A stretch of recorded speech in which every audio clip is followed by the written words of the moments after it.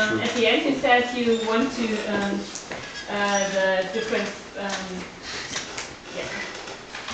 a question to Andreas.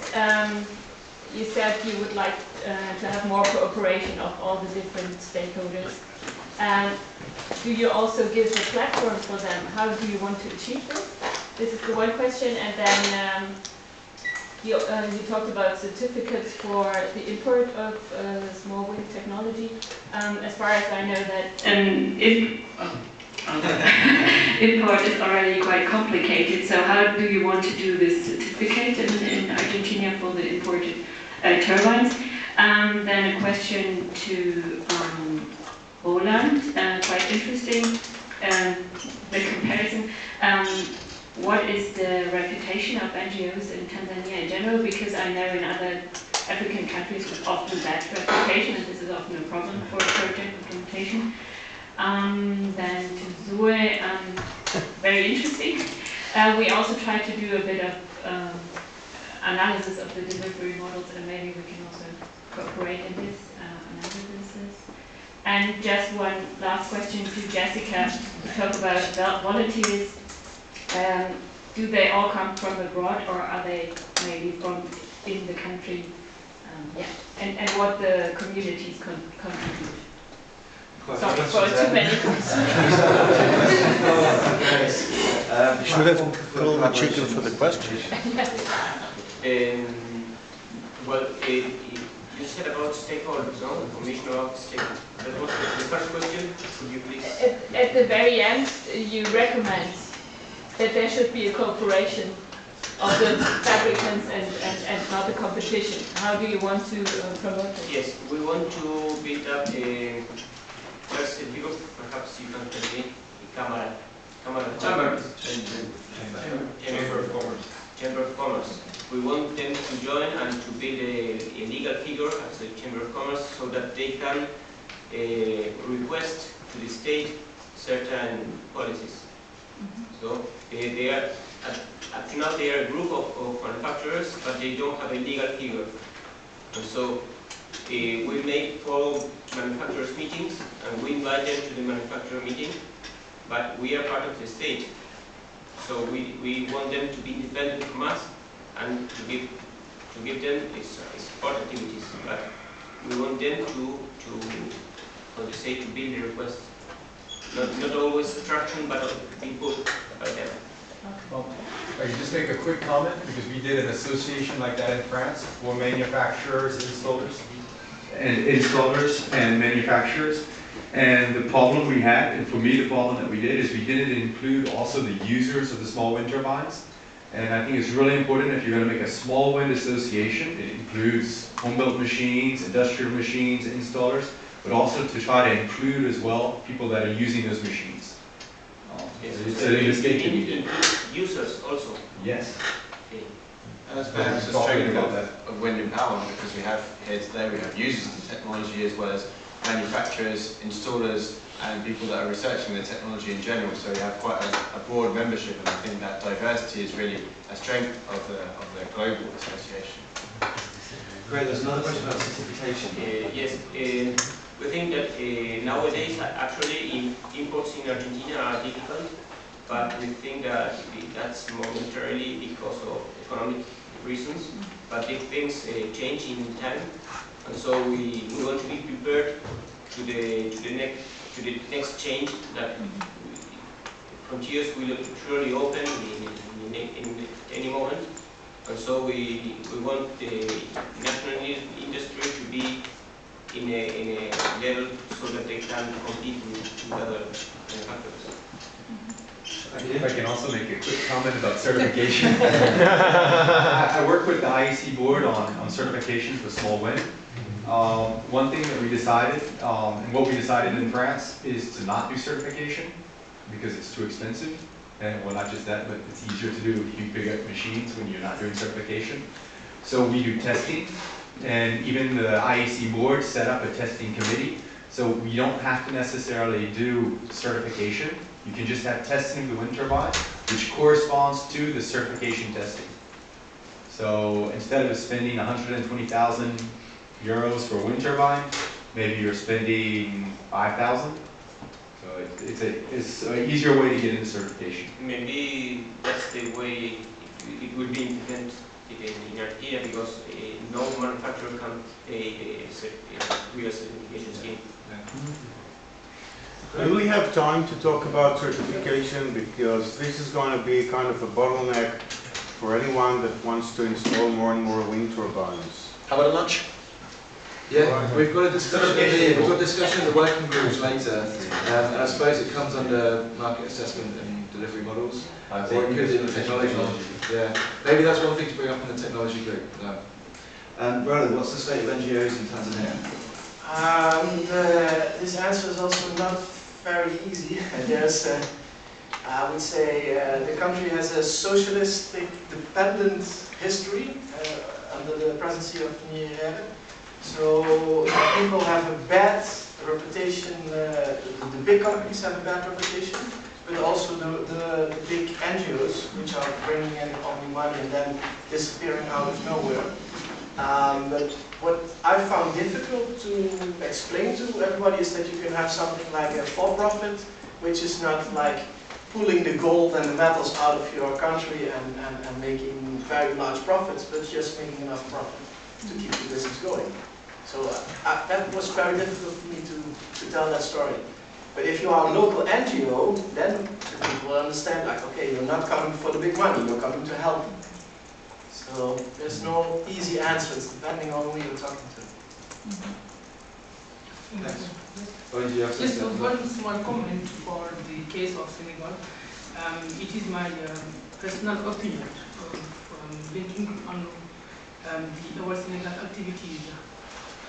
For me, sometimes we have two different kind of, as you say, of NGO. We have some NGO that are coming here and their activities. If you look at what they use in terms of money, compare that what we are directly going to the end user is a big problem.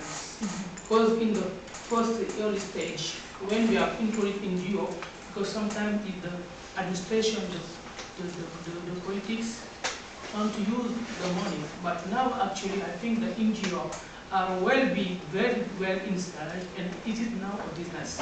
It is sometimes very confusing. It is, I think it is possible, sometimes you need NGO, but sometimes it is very interesting to have a direct contact with the end users. It's interesting, the debate that we've been having with Wind Empowerment itself, and we'll be continuing tonight at the board meeting, as in, should the Wind Empowerment Association be a business or should it be a charity? And we've ended up saying that it should be both, really, because it does things that are for the benefit of the wider community in general, and it also can offer services that people can pay for. If someone wants to know, for example, is wind appropriate for the country in which I live? That's a service that some people may be able to pay for. And there are other services that Wind Empowerment can offer, for example, an open source data logger. If someone wants to buy plans or someone wants to buy parts for a data logger. It's open source, it's free. Is it? If you think it's risky, but it's not free. That's not open source over there. No, yeah, book has a copyright. Yeah, it's not. But we'll continue this one tonight. Yeah, there's still a lot of questions to get through. Jessica, you have one from Kanama, if you can remember it. You said how many, or where they come from, and they're internationally mainly. So we've had over 30 countries participate, so we've had at least one from each country, and so they're usually coming from the US, from Europe. We've even had people from within South America come as well. We started getting a lot of volunteers within that country, so within Peru, but it's just starting to come in, so we're just starting to get those students. Great. Any more questions? There's one from Noam. There's quite a few questions. We've got about 10 minutes left, but we'll go Noam and then Jorge. A question to John. When you do the assessment, we found it very important that, like, when you look at the concept of hybrid system, it allows you to reduce the size of the battery significantly. Now, did you take these things into account when you do the assessment, like solar, wind, etc.? In the study I presented in Nicaragua, no, and it was a big problem with the study. Aaron, who based a methodology used in Ethiopia on what we started to develop in Nicaragua, yeah, absolutely, he did. And if we were to redo the study in Nicaragua, we should include hybrid systems, because I think there's very few places in the world where he would recommend a wind-only system, just because of both the variability in when the resource is available, and also the maintenance issue. This is one of the benefits of Homer, that you put all the technologies that you want to consider, so solar PV, wind turbines, diesel generator and batteries, and you can tell it to consider 1, 2 or 3 solar panels, 1, 2 or 3 wind turbines and anything in between, and it will run all the calculations and give you the most optimal systems. So some will be a wind turbine and solar panel, some will be just solar, and it depends on the resources that you have. So if you're in a high solar area and a low wind, then it will come out and say, for these resources, solar is more important or more economical, and if you've got high wind and low solar, then it'll be the opposite. And what would be the percentage, like Ethiopia average of how much of the energy is generated from wind and how much of the energy is generated from solar? It depends on the site, and that map that I showed you, for every pixel, quite a large square, it was the average solar, the average wind. It looked it up for that configuration, and it said either a solar system, a solar wind system, or a wind-only system. And you can see for the map, in the south and the east it was mostly wind systems, and in the north and the east it was solar systems. That's the great thing about Homer. To make it a little bit more complicated, in Tanzania the solar resource is so predictable that it's sometimes more worthwhile to invest in extra panels than extra batteries, because you will get the money of it, you will get the kilowatt hours more cheaper from the panel than in the end from the batteries. And you start to understand the results if you play around with the Homer software. Yeah, like So it's not just exchanging solar and wind no, but capacity, like for instance, decreasing the battery and putting that money into solar PV. On Wednesday, the poster session, let's do a Homer session. If anyone's interested. Okay, Lewis? Did you guys, it goes a little bit with Norm's question, is have you taken into account the electric system in the assessment, like the inverters and the converters? Like if you're planning to install it in a certain place, you need to have certain electric parts, like certain electric converters. So that, like, if you get the readily accessibility of the electric systems, that part of the market assessment, how does that impact the marketing of, like, the deliverance of the wind turbines? Yeah, so in the case study in Nicaragua, in Coajinico, is a kind of centralized part of the community, and there are 14 houses that are close enough to be connected via a mini-grid. And then there's another 4 houses that were a bit more dispersed, and they had 55-watt solar home systems. So we compared those two and looking at the levelized costs of the energy generated by each system and the amount of maintenance that was needed by each system, because another scenario is, instead of creating this mini-grid for the central houses, everyone could have just had a solar home system. And I mean, in terms of maintenance, it probably would have been easier, because each person could maintain their own system. You didn't even need a community technician, or maybe it would have been advisable to have someone who knew a bit more about it. But that was definitely one of the scenarios that was taken into account and compared with the mini-grid. With the mini-grid, yeah, the cost of energy is much higher for a 55-watt system per kilowatt hour, but the total cost of the system, of course, is lower. But then what you can do with it is lower. Just to add something on these kinds of studies, because I haven't time to present here. In Senegal also, if you look at my last slide, it is what we are doing in terms of research in the laboratory. I have 2 PhD students, but the main problem that we have is the accessibility to data. We can do it if we say that Homer models, you can make all you want, but the main problem is if you have a good data in terms of map of solar, income of wind, and also sometimes if you have a database in terms of materials. If you have all these components, you can make modeling. Actually, in Senegal, we are updating the map of solar, updating the map of wind energy, and also working on different kind of load curves. And if you tackle this, you can have a map where we can say, okay, here if you want to make water pumping or you want to make school installation, the better practice is here. It's something not difficult, but sometimes the main problem is the access to the well data. Thanks. So Jorge, then Andy?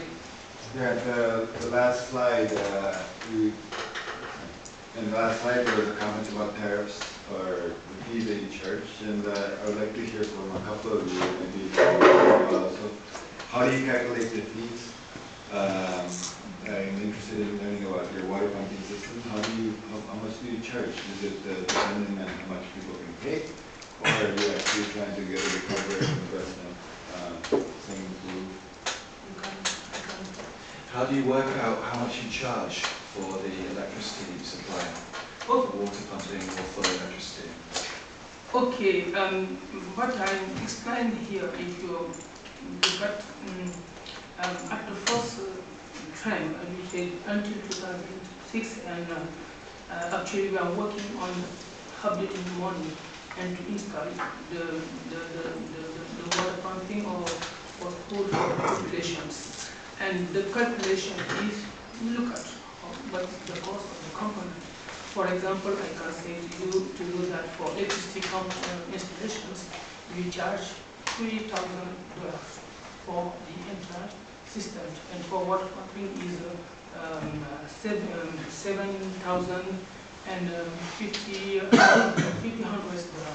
Is the cost, because we are construct the windmill, but we go to the market.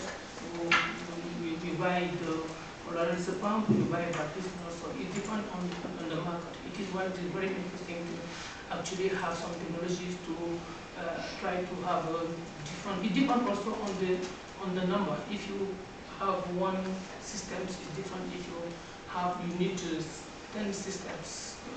Actually, it's not fixed by what the population can pay. It's fixed by the cost of the market. Yeah, do you want to follow up on that? Yeah, for our case, I think again it's a bit different because of the politics. Because one of the big motivations that we have for doing this thing is to help people stay on their land. We couldn't charge them more than what people in the nearby town that have grid electricity pay. So we decided that we charge the same as whatever you pay in Palestine, which is roughly what you pay in Israel for a kilowatt hour. And we have a slightly different model for quite a different model for the energy and for the water for the energy. So we fundraise that funds the installation, and once it's up and running, people just pay an electricity bill like you would anywhere. Every family have a meter installed. It's a prepaid meter, and the tariff, as I said, is the same as in the rest of Palestine. For the water system, because it's a family-based system, and we don't manufacture the water. The water comes from the rain, or people actually buy water and truck it in. Then what we did there is that people pay a percentage of the cost of the system, which we thought is, it's fair. It's not too much, but it's significant enough that people will make a commitment to this system, and that's a one-time payment to kind of help the cost of the installation, and that's it. Once it's there, it's theirs, and that's it. Okay, last question, Andy, did you have yeah, it follows on from Jorge's. I think you guys have started to answer the question, but I was interested in the guys who are delivering, so Roland, Jessica, Fael, and Elad, where the money comes from, basically. So what percentage is from government funding, private company funding, private individual funding, and then just users' payments? Could we try and maybe just Jessica and Roland. Just one comment. I'm very happy if the users, the payment of the users can cover all the maintenance costs and something like 10 or 20% of the total investment. Then I would be very happy with that situation. So I never managed to get all the capital expenses and all the operational maintenance expenses from the customer. 10 to 20%. So where does the 98% come from? Donations or people who try to empower or organizations who like to bring trading to Africa. Okay, so 2080 donations to users. Yes. Okay, Jessica? Yeah, most of ours come straight from the volunteers and stuff that we privately donate, or private funds that we get, and everything else is, that's pretty much, that's the chunk of it.